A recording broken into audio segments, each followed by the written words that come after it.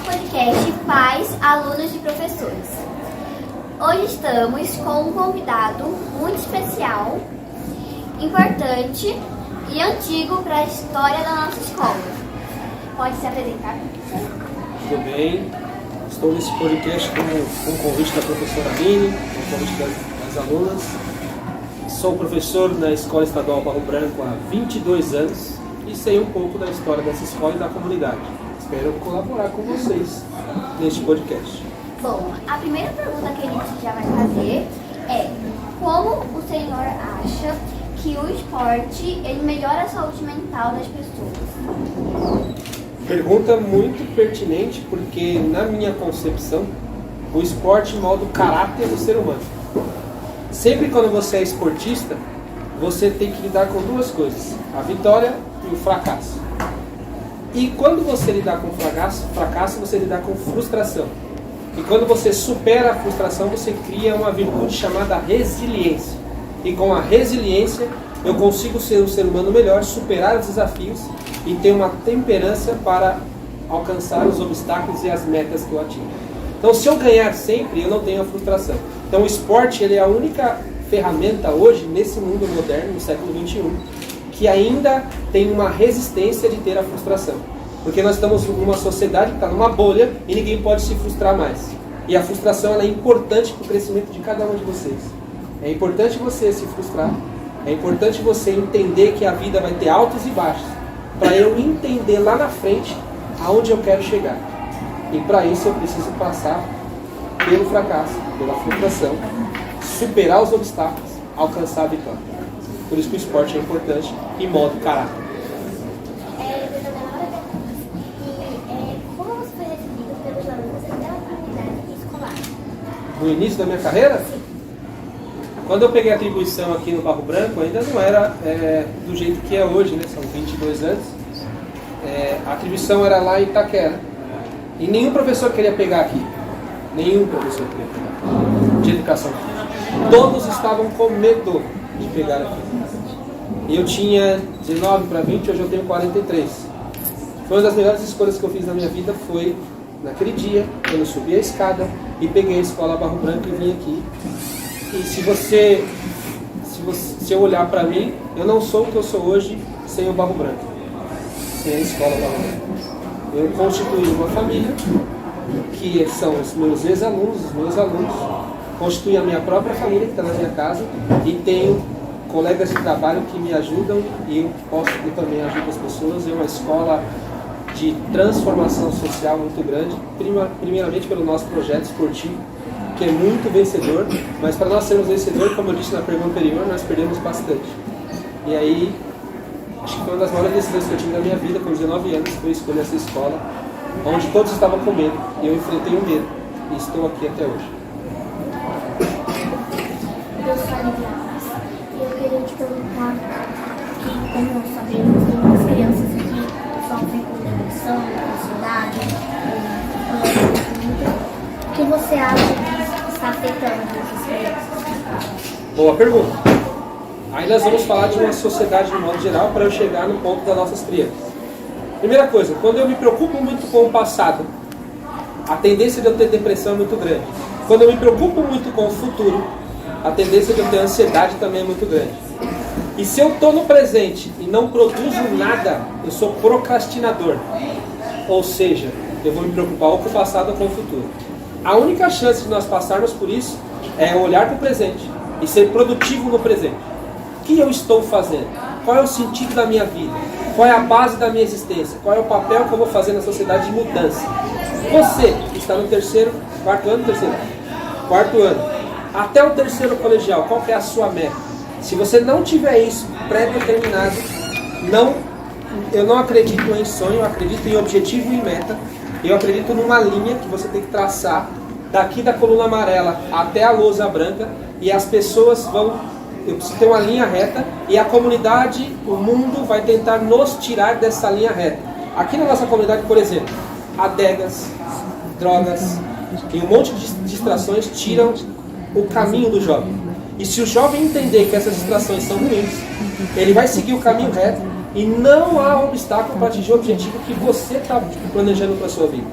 Não deixa ninguém falar que você não pode fazer alguma coisa. É uma das coisas que você pode melhorar a questão da ansiedade e a questão da depressão. É você hoje entender a sua existência e entender que hoje você tem que ser produtivo. Amanhã você vai acordar, vai ser hoje de novo. Você tem que ser produtivo. O que eu vou fazer de melhor hoje na minha vida? O que é o hoje para mim? Se hoje não for nada para mim, eu vou me preocupar com o passado, terei depressão. Se hoje não for nada para mim, eu vou me preocupar com o futuro, terei ansiedade. Esse é o mal da sociedade hoje. E aí entra na primeira pergunta. Não querem se frustrar, aí vai um recado para os pais. Não deixar o filho se frustrar é um erro tremendo. Porque é importante o filho passar por isso, para ele entender que vai ter o desvínculo quando virar adulto, e aí vai ser a missão. A missão do pai é preparar o filho para todas as situações do mundo e não proteger o filho dessa maneira, como uma bolha que não pode ser estourada. Então a frustração é importante. O pensar no hoje é muito importante. Nós viemos de uma sociedade depois de uma pandemia e está todo mundo preocupado com o futuro, mas não tem futuro sem você planejar bem o hoje. Tá certo? Bom, meu nome é Esther Maria Santos e a pergunta é: como o senhor acha que a educação física ajudou no desenvolvimento pessoal dos alunos? Boa pergunta. A educação física, ela trabalha o corpo e também a mente. Quando você tem três coisas, gravem isso, três coisas. Se eu pratico uma boa leitura, se eu pratico uma boa meditação e se eu treino o meu corpo, eu posso voar e ser o que eu quiser. Então, ler bastante, buscar o conhecimento e ter a ideia do que é o mundo e por que eu estou no mundo. Eu preciso ler. A meditação, não importa a religião que você tenha, procure a meditação em uma conversa íntima com o superior, com Deus. Não importa a religião, mas tenha meditação. E tenha um treinamento. Saiba trabalhar o seu corpo. Então, se você tiver essas três coisas, e se você lá na frente fizer 1 hora por dia dessas três coisas, pode ter certeza, vocês vão voar e voar bastante. Quem não faz isso não se preocupa com hoje, não se preocupa e não cuida do corpo nem da mente. Quando você não cuida do corpo e da mente, o que vai acontecer com você? Você vai ficar doente. E a maior doença que nós temos hoje é a doença mental. Então fica difícil. E aí entra a educação física, entra também as artes, entra a música, entra tudo que você possa fazer para que você possa trabalhar corpo e mente. Tá certo? Por isso que a escola é importante. A escola é muito importante. A educação física é apenas um componente do que a escola oferece. Então, tudo que se apresenta na escola é importante. Às vezes você pode falar, não tem significado isso agora. Mas se você olhar no ponto futuro e quiser ter uma meta, se você não praticar o estudo, não ter uma boa meditação e não trabalhar o seu corpo, infelizmente, de verdade, nós estamos fadados ao fracasso. Tá bom? Você lembra qual foi o seu primeiro professor de física? Lembro, a professora Efigênia. Era uma ótima professora, fazia eu correr pra caramba. Me ensinou a jogar alguns esportes, na onde eu me interessei sim em ser professor. Mas eu sempre quis ser advogado. Só que entre esporte e advocacia, eu escolhi o esporte.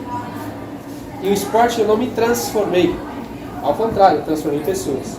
E quando você trabalha para transformar pessoas, e essas pessoas vêm depois te agradecer o que você fez por ela, não há preço para isso. Não há preço para isso. Então, a minha escolha foi a melhor coisa que eu fiz, como eu disse na segunda pergunta. Se você não fosse trabalhar nessa área, você trabalharia em outra área? Você ser professor? Você quer que eu faça que eu responda essa pergunta com a cabeça quando eu tinha 19 anos ou com a cabeça de agora? De agora? Eu trabalharia em uma área que transformasse pessoas e que ajudasse pessoas. Porque quando você tem um objetivo em mente e você tem a sua vida tranquila, naquelas três coisas que eu falei, buscar o conhecimento, meditação e buscar uma força física interessante, o corpo, trabalhar o corpo, você começa a entender que você está no mundo e no mundo você precisa transformar as pessoas no próprio mundo para o mundo ficar melhor. Mas o mundo é muito grande, então eu preciso transformar vocês e vocês fazerem uma corrente do bem para que vocês façam as mesmas coisas. E aí as coisas vão ficando grandes. Então eu pequeno, começo pequeno, aí você passa para outra pessoa. Formamos uma corrente do bem. E aí a gente transforma o mundo. Tá certo? Quais são as mudanças da área da educação que o Senhor percebeu desde que o Senhor entrou até hoje? Mudanças na área de educação? Sim. Ixi. Essa é a garota. Vamos por partes, né? A educação ela teve várias mudanças. Para quem não conhece, eu vou fazer uma exemplificação. Nós passamos de uma ditadura militar nos anos 80, né? Em 84 nós tivemos uma mudança brusca. No nosso estado começou a ter uma área democrática para a escolha de governador. O governador, se eu não me engano, foi Franco Montoro, o primeiro governador. E aí começaram as leis, as mudanças das leis. A primeira lei que mudou foi a Constituição, a nossa Constituição. E ali no artigo 205 fala sobre educação. E aí entra o detalhe. Educação, antigamente era para poucos, e agora é para todos. Esse é o maior desafio. Você é diferente, eu é diferente, nós somos diferentes. E eu preciso entender, com esse olhar macro, como funciona essa educação para todos e como acolher todos. Essa é a maior dificuldade, esse é o maior desafio. E ainda nós, professores, pais, comunidade escolar, precisamos entender essa lógica de mundo e saber que cada um tem um processo de aprendizagem, cada um tem um tempo de aprendizagem e ninguém é mais do que ninguém é menos do que ninguém dentro do processo. Porque o processo ele pode ser rápido para você, devagar, mas o objetivo é o mesmo, é a chegada lá. O que vai atrapalhar? As distrações. Se eu não conseguir chegar porque eu me distraí. E no nosso bairro, Barro Branco, falando do nosso bairro, temos muitas distrações, prestem atenção no que eu vou falar para vocês. Essas distrações podem prejudicar a vida de vocês como adultos, lá na frente. Então não se distraiam, foquem no objetivo, escolham o que vocês querem e não deixem ninguém falar para vocês que vocês não vão conseguir, porque vocês têm um potencial enorme de dentro para fora. É isso que vocês têm que acreditar. Acredite no potencial de vocês e vocês vão longe, tá bom? Qual matéria de educação física você gosta mais? Todo tipo de esporte. Eu vou bater na tecla do esporte modo caráter, mas eu sou especialista em futsal. Tem uma professora aqui que vocês devem conhecer, que é a Mayara. Ela foi minha aluna, né? Ela foi minha aluna do primeiro aninho até o terceiro colegial. E ela está aqui hoje. Não há preço para isso. E tudo que ela sabe de futsal, e hoje ela deve saber mais do que eu, mas foi eu que passei para ela, tá certo? Então não há preço quando você vê uma semente, igual a Mayara do primeiro aninho, se forma, busca o conhecimento que pode de você e vem aqui trabalhar do seu lado e ganha as coisas junto com você. Acho que a realização não há realização maior que isso. Então eu estou tranquilo aqui na escola, né? Como você lida quando acontecem situações de briga, discussões em geral nas suas aulas? Toda relação humana há conflito. E quando a criança está em formação, principalmente a formação emocional e a formação de caráter filosófico para entender por que o mundo existe, por que eu estou no mundo, vai ter conflito. Primeira coisa, escutar bastante. A sociedade não escuta mais hoje. Ninguém escuta mais nada, só quer falar. Esse é o problema. Escutar as partes, entender as partes e aí mostrar um caminho. O que significa pedagogia? É um caminho. Qual é o caminho certo? Se você não sabe ainda, eu preciso te mostrar o caminho certo. E o caminho certo não é o das brigas. Então por isso que o diálogo é importante e a escuta é muito importante. Tá certo? Quais foram os desafios que o Senhor passou desde quando o Senhor entrou na área da educação até hoje, que o Senhor passou e como o Senhor superou? A gestão pessoal é o maior desafio que nós temos hoje. Você entender qual é o seu objetivo no mundo, o que você está fazendo no mundo, administrar você e administrar os outros. Esse é o maior desafio. E aí nesse ponto tem uma das coisas que vocês também precisam praticar. Vocês vão sair para trabalhar, tá certo? Se vocês não souberem gerir a parte financeira também, vocês vão entrar em ruína. Então, a parte emocional, a parte corporal e a parte financeira, vocês precisam saber gerir. Ganhando R$1.000, R$5.000, R$10.000, vocês precisam saber mexer com isso. Se não saber mexer com isso, vocês não vão conduzir a sua família e vai ser complicado viver. Tá certo? Você lembra qual foi a sua primeira medalha? Lembro. Como aluno, foi com 9 anos. Melhor goleiro de futsal. E como professor, foi em 2002. Eu trouxe o primeiro troféu para a escola. E a minha maior conquista é ter a Mayara aqui comigo, ganhando coisas junto comigo. Para finalizar, eu já quero agradecer a todos que estão assistindo a aula do Roberto, vocês são Obrigado. entrevistados. E eu quero fazer a última pergunta para ser.